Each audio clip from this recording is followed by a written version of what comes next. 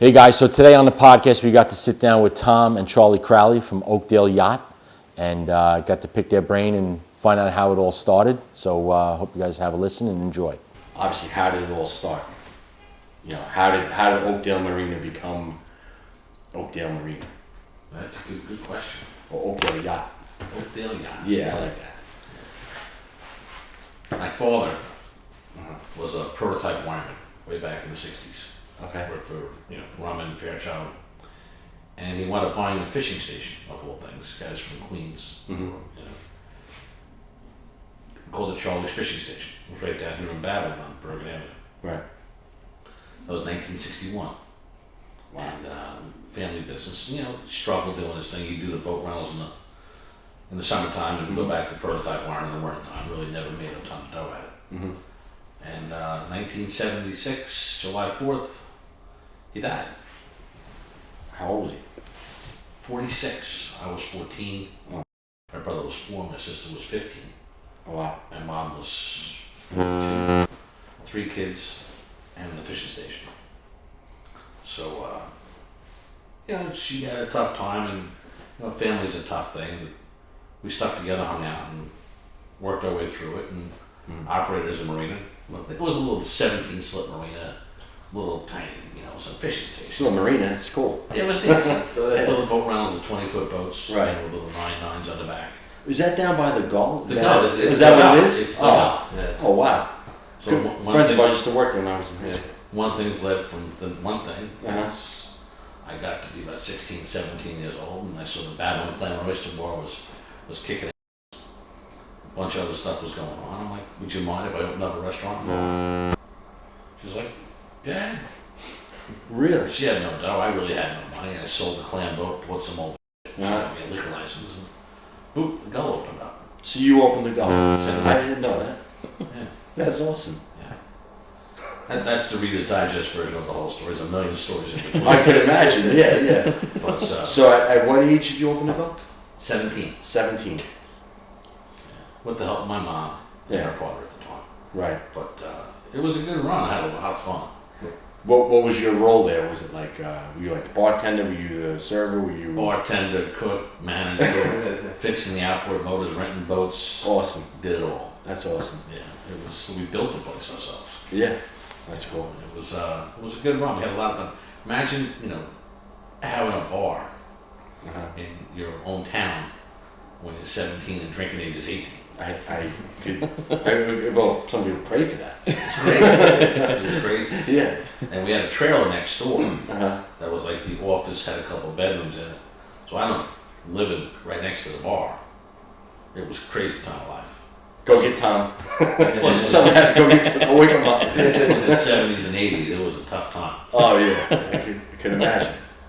But the bar really did well. Mm-hmm. And then about a year in, we had put this deck around the back of it. And the town and us didn't really get along very well. We weren't very well at filing permits. Okay. We worked through it. But we had all board house stuff. It was all squared away.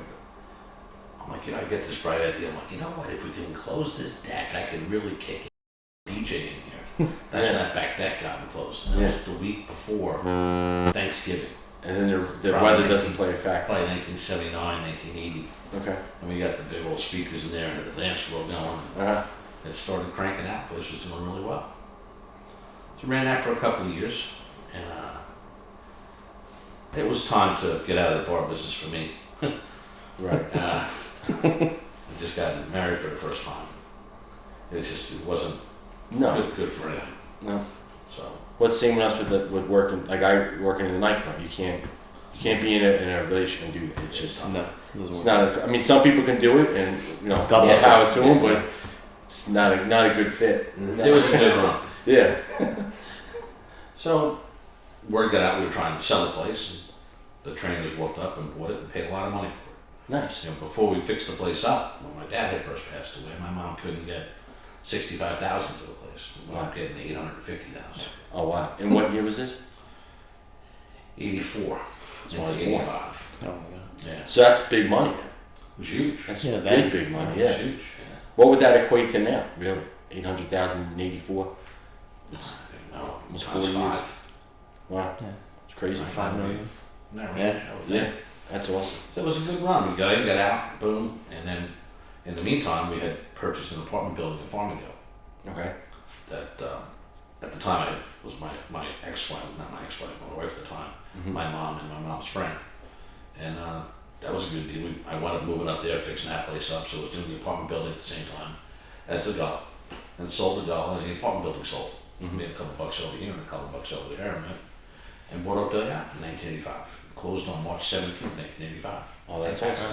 That's awesome. Just missed the. So you best basically anniversary. you skipped college, you skipped whatever, and you went right into being an entrepreneur at Yeah, I didn't have much of a choice. a very young age. That's awesome. Yeah, I dug clams like every other kid in Babylon did growing up. Yeah. And ran the bar, the restaurant, fixing the outboard motors. We were a Mercury dealer at the time for the outboards. Used to sell outboards, do all that. Did a little bit of everything. That's cool. But yeah, it was a good run. But now Oakdale Marina, you've expanded it since then, or it's? Well, we bought it in '85. Physically, I mean, the boatyard itself is the same size as it was. The docks are pretty much identical.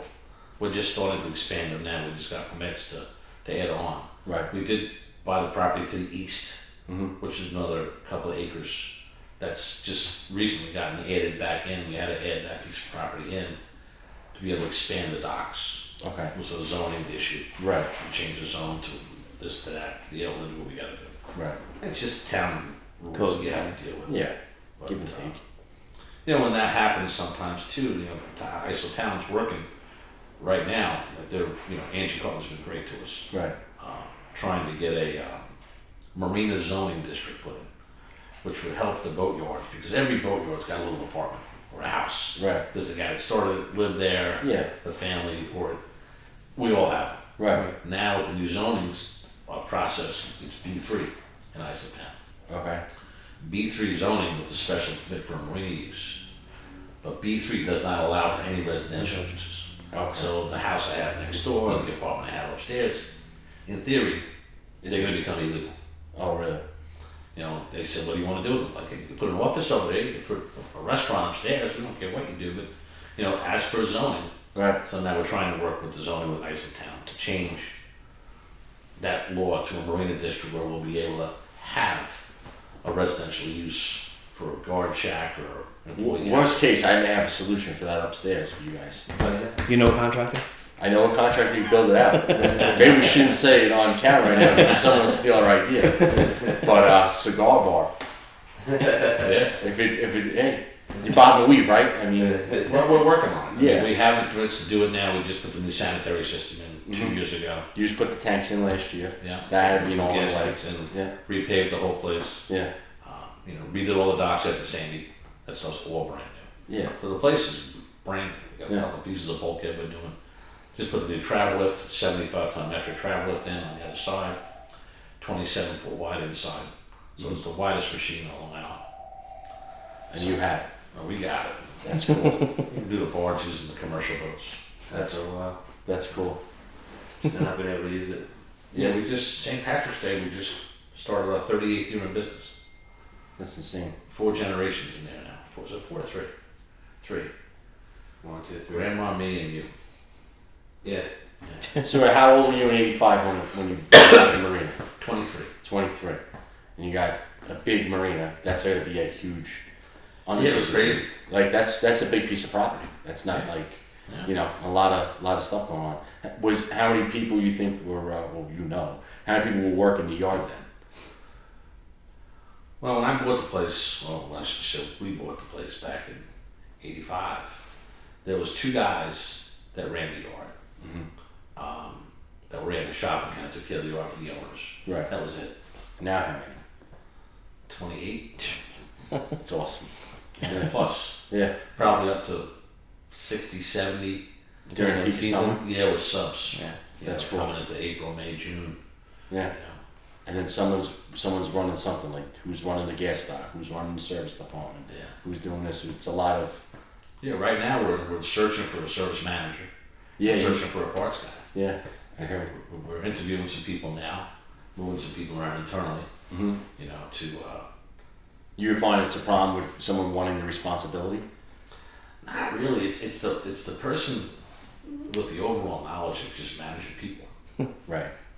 Not to know boats. Which is a skill. Knowing boats would help, Yeah. but you don't really need it. It's really having the organizational skills, knowing the computer, what's out there for new technology. Right. We're in the middle of changing over to a new program called Molo, I think it is. Mm-hmm. All the guys are going to have it on their phones, so there's no more paperwork going back and forth. There's a million service apps, like from your business. So that's like for the guys from when they making a repair or something like that. Yeah, just the docs, just to document what you did. Oh, that's cool. And stuff's right Take in. a picture of it, put it in there, it goes back to the service. Take a picture of the old ones, no one can say, "Hey, that wasn't." I gotcha. The door was messed up before I came in the basement. Yeah. Isn't it amazing how you have to live that way now? Yeah. It's a shame, but it's And you'll be able to see your bill too. Like Yeah. you'll be able to see something happens to your boat. You'll be able to go on there and check it out. and look at it. Yeah. Bow rails bent. This is Right. difficult. A million things. That's why we have the video cameras. We have 150 video cameras in the house. Yeah, Wow. that makes sense. And all we do is, we've got clients, and we have 99% of our people are great. Yeah. You get occasional, Yeah, but it's everywhere. it happens. Yeah, it's It's as everywhere. long as I'm the first guy to tell you, we screw stuff up. It happens. Everybody You does pick it. these things up, you're moving stuff around. It happens. it's stuff how like you that. make it right. Let me know so I can call the customer. I don't have to deal with. Hey Right. man, what? Yeah, Right. Yeah. 100%. We had one last year when the hurricane was coming up. Right. I think we hauled 140 boats in 24 hours. Yeah. That was Trying to scary. do that was Yeah. in only a few days. Not even a few days. You did 24 hours. 24 hours. Jesus. Oh. Yeah, it's great. But I remember that, we had one yeah. client- we had one client come in, and really nice guy. I mean, one of my favorite customers in the yard. And he's like, Tommy, can you take a look at this thing? The side of my boat's got these scratches on it. Looks like somebody hit it with a crowbar Right. and messed it all up. And, I'm looking at him like, quick look, that wasn't us. I'm like, if we're gonna up, we usually get the bow rail here, we get the back over there. Right. We usually, that's not a spot we get. Right.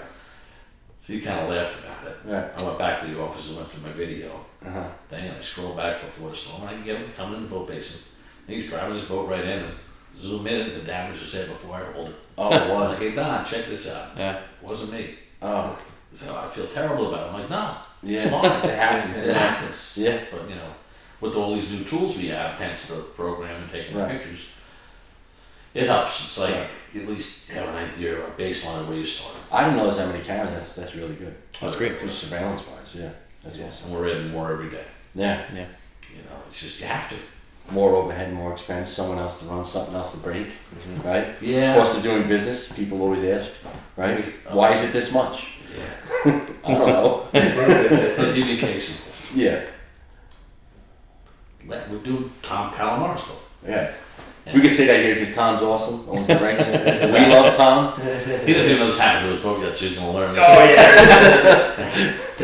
We redid his arch. Uh-huh. At great expense to Mr. Tom. Yes. And it was cold out when we got it done, so we didn't put it back in the boat. Right. So the guys took it and put it under the tent. Where we store all the boats. I mean, place the golf carts. We store stuff there. Okay. It's not a place you'd expect vehicular traffic. Right. So we go to put the arch on last Tuesday. Guys go to the boat and they're like, man, what happened to this thing? It's all bent and scratched and cracked. Oh, no. So they go on the cameras and scroll back through and look. There's the cameras again. And here comes this girl Friday before. Oh, no. Drives across the gas dock, down the bulkhead, under the tent straps, right along the dock, does like a K-turn, backs up, comes in, hits two golf carts, clips the radar watch, drags it across the tent, Oh, my God. hits the tent leg, bends the arch, bends the tent leg, and rips the tent, and then speeds out. Was it a customer? No, Oh, you don't know? I know exactly who it was. Oh. But We don't have to discuss it right now. well, they're very much aware of it. Yeah. All I Oh, can no. say is when you get your car insurance, make sure you get high limits of liability. Oh, it runs out. Oh, it's not good. No, it's not good. But again, a lesson in business, right? Here we are. But it's always like, you've been in business for how many, 30-something years, and there's yet still something that you haven't seen yet. It blew my mind. It's always like, gotta oh be my kidding God. me. Yeah. But, we track the people down. Very nice people. They're taking responsibility for it. But I'm like, I would hope so. she didn't know she hit something. Like, how do you get that out? You hit 8 things, not one. I just took a 10 down. People in the car is like hammered. You're impressed it didn't go in the water, though. Yeah. Oh my God. Bill strong. It's a good guy. Oh, yeah, crazy. That's so funny. That's great. You can imagine after 38 years in business in Oakdale, the stories we got millions of them. I should write a book. That's the next thing. It's crazy. We're gonna do more. You could do a podcast. We should do more of these at the marina We should do and a show show people there. how great Yeah. it Do is. like as the prop turns or something. Absolutely. I like that. You already got See, me. he thought about this I'm in. before. Yeah. I love it. Yeah. What you gonna do? You come to my office. Mm-hmm. You can just sit in my office all day. What was that movie Jim Carrey was in with the video screen? Oh, yeah. I know what you're talking about. You sit in my place. You watch the videos all day long. Right. Just watch all the stuff that's Just watch going the on. whole TV. No, it's another one. Anyway, it's pretty comical. Yeah. But as you were saying, the cost of doing business, the taxes, Yeah. the rest of it. Insurances. Yeah, we got banged last year hard. Yeah. You know, we went up 50%. Well, it's amazing how you make more money and the rates just go up. And it's just, you have a partner that you never really knew of until when you start growing a business, you really realize that and the compensation, right? Yeah. Well, one of the things with us, and I always bitch about it, is in the marina business, they take a percentage of your sales. Mm-hmm. I can see it in the service business. But I have 250 slips. I Right. have 250 customers. Right. That's what I got. Right. Because I raised my price from $10 to $20 per whatever, Right. pick a number, Right. I shouldn't have to pay more money on the slip. There's not more people. Right. No, you're right. Apartment buildings, we have apartment buildings. Mm-hmm. It's X amount of dollars for a one bedroom in this zip code. Mm-hmm. 2 bedroom is more. More people, more space, more money. Right. If the rents go up, the guy doesn't take a hit in his rate. Right. It's the rate's the rate. The rate's It's the set, you move on. In the boat business, the marina pays a percentage Right. of gross. So if I take the slips from $220 a foot and go to $250, I got to pay them a percentage of my increase. There's no way to separate that? I've been trying. Because you feel like you can separate the marina from the sales and the... Oh, of course, yeah, it's totally separate. Yeah. But It's a it's totally separate policy. totally separate policy. Okay. But it's so that... In the same policy, but totally separate part. I know, that's... I think Yeah. it's crazy, but that's the law. Yeah.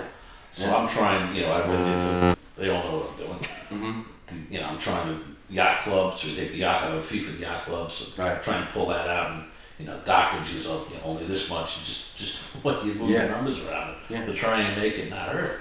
I'm trying not to give people price increases. I'm trying to do the best I can to not Yeah. raise the prices. That's why with the credit card stuff, with the 3%, we don't want to take a credit card. No. I pay that money out. I'd rather give me a check. I'm Right. fine. No. Just other ways you can try to save people some dough. It's tough because people complain about it, but yet they want the points.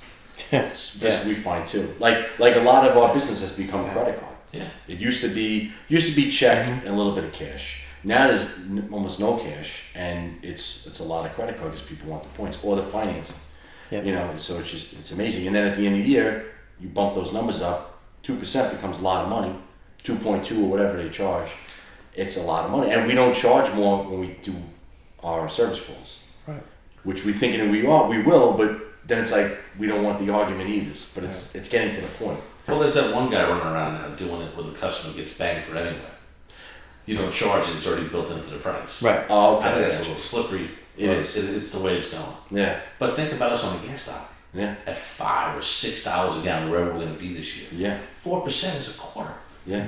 25 cents or 24 cents. Yeah. Sometimes we're not making 24 cents. Yeah. It's amazing. It's crazy. It's amazing. Take that, the insurance, everything else you throw on top. But we just put new tanks and that cost me $500,000. So I was I'm curious. gonna take that. I was going to ask you the pricing glad you said it because I knew it had to be around that Decent time. amount. We just put this QT pod in. I was just on the phone having some conversations about how long it's taking to get it done. But this is going to be a beautiful thing. It's going to be a self-serving fuel dock. So you'll be able to pull up, if we're not open in the morning, you can come home late or you're going out late, whatever. Right. Boom, go to the gas dock, put your credit card in, boom, fuel up and go. Oh, that's cool. Yeah, it's going to be nice. Now, is there any downside to that? Access to the fuel dock, God forbid it spill, but you'll have cameras on it anyway. It's still a gas station. Yeah, that's true. We have cameras everywhere. It's all lit up and it's going to be all done the right way. Right. Fire extinguishers, it's going to be all the right stone, That's trying to awesome. cut the corners, but yeah, I guess, but Any knucklehead can drop a hose in the water whenever he wants anyway. Yeah. It's a shame you have to think that way. Yeah. I always think, what's the worst possible thing as soon as I hear it? I hear you. Yeah. What's that? I hear you. I tell Yeah, you I about know. the worst possible everything. Actually, he does. Because we'll do a video, and I'm like, I'll think in my head, like, this is pretty good. And he's like, XYZ of what someone would possibly say this. I'm like, all right, forget it. You got to play devil's advocate. You know, Yeah. you never. You know, you're Well- invested in the business, so you don't think of, what that customer's going to say, that viewer. From the customer standpoint. Right. Not knowing about a boat or not knowing about a marina or what I do. It is true. Well, the service business in general is full of Yeah. Knuckleheads. Yeah. Because you're doing things that people don't really want to pay for. Everyone wants the boat, but no one Right. wants to pay for the repairs of the boat, Yeah. including me. But what it is, what it is. I mean, what are you going to do? So, one of the issues we have, and I'm sure you run into your business, Mhm. is the equipment's getting older. Yes. Now, when do you say, hey, I don't want to touch this thing? Yeah. At what point We do you do. pull the plug? We do now. Because we've learned you touch it, now you own it. You own it. Because, you touch something that you really shouldn't have touched because really you're trying to do the right thing, but 9 times out of 10 that right thing bites you in the butt. Yeah. So We're trying to work out. I tell my guys all the time, they go down these older boats, they get into them. You can have a really nice old boat, Mm-hmm. It's okay, but most of them aren't so nice. Yeah. Being out there in salt water for 20 some odd years, Yeah. they need to be replaced. And you're not doing anybody a favor. No. So when it's all said and done, you go after this thing, the customer's going to be pissed off. You can want to pay the bill. Mm-hmm. My mechanic doesn't want to be in there anyway because it's a turd. Right.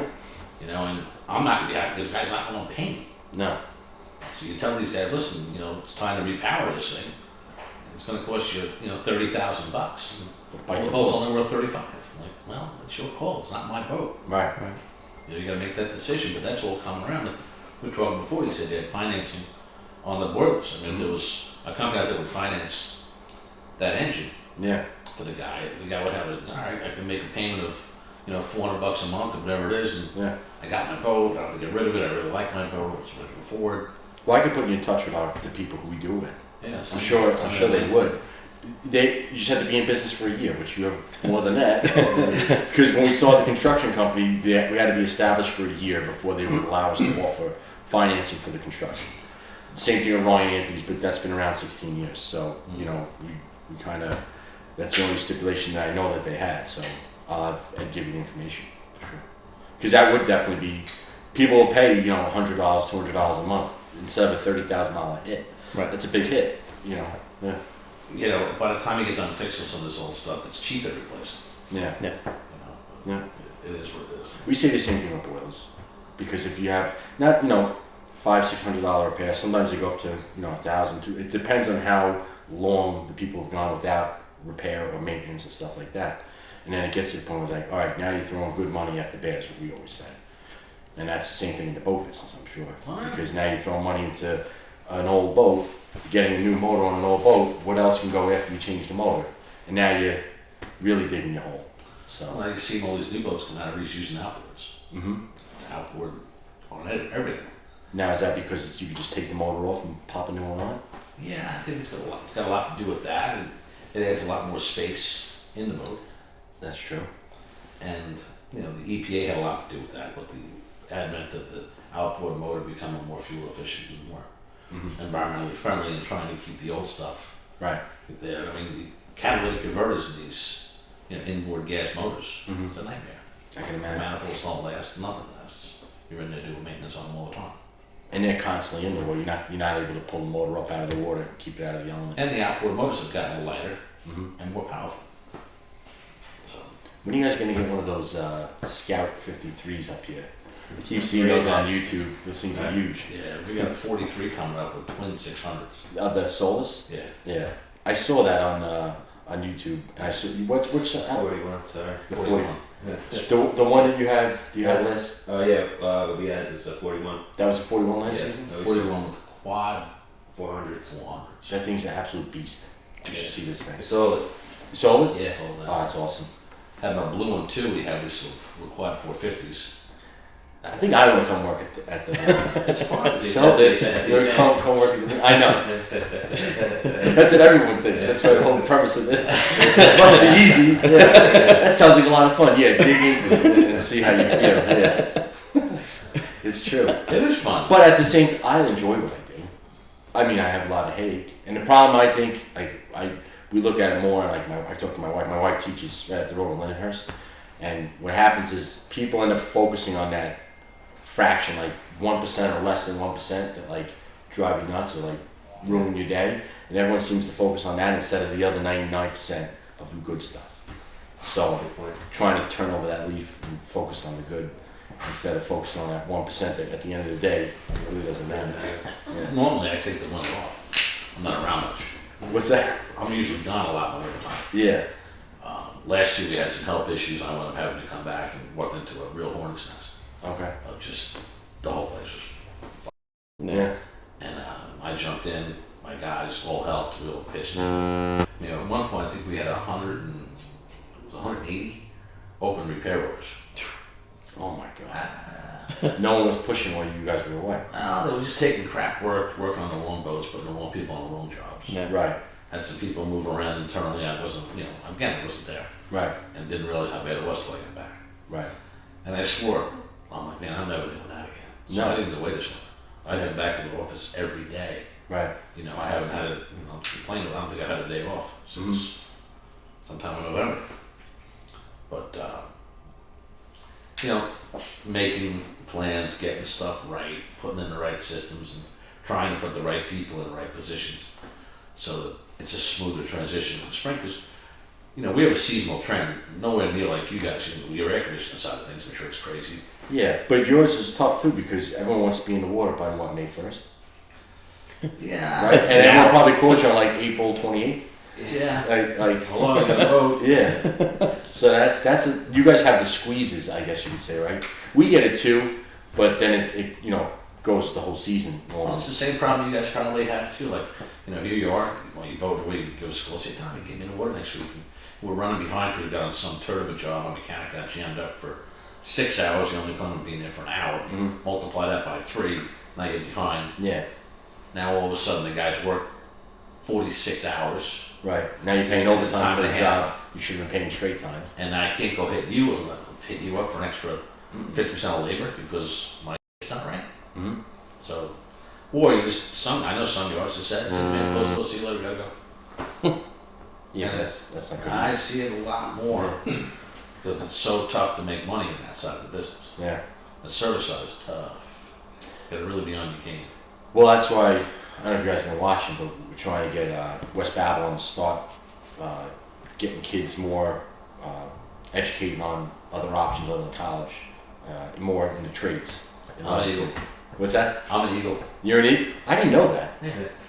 That's awesome. I graduated too. When did you graduate? 79. 79. Once an Eagle, always an Eagle. Once an Eagle, always an Eagle. Yeah. I had a meeting with the principal last Wednesday. Who's the principal? Steve O'Leary. Don't know. Super nice guy, young guy, and his staff. And we discussed having. I thought we were going to do a 10th grade class, but they said that 10th grade is still maturing. So more like 11th grade, the kids start really thinking about their future after high school. They threw me in BOCES in 10th grade Okay. when my dad died. Okay. Yeah, this kid's got to learn how to fix outlets. Right. Didn't work out too good. It didn't work out too good. You weren't ready to really do it then. They threw me out. Yeah. Well, that's. I don't want to get into it on it's a shame if you guide the right people the right direction. Some people are meant for. No, it's a great program. BOCES was a wonderful thing. I went to BOCES too. Did you? Yeah. Lindenhurst? No, I went to the Dix Hills one. But I didn't go until after I started in the industry. So I started in the industry like the same week I went to night school. So I would learn it during the day, and then at night they'll learn some more. This was take you out of school, boom, go Yeah. to BOCES, come back. Yeah. I wish I would have known It's what I great. know now then. I would have took advantage of that then. I started my business at 21, I would have started at 18. Yeah. 100%. Yeah. So, If social media was around when I was 18, I would have started it at 18. I know. But it wasn't. If I I gotta knew. check to see some of the stuff you do. See what done right now. Charlie does some Instagram stuff. Yeah, but nothing to like what you do probably. It's No. drop in the bucket. Yeah, but it's a lot of, like what Frank says, it's a lot of like,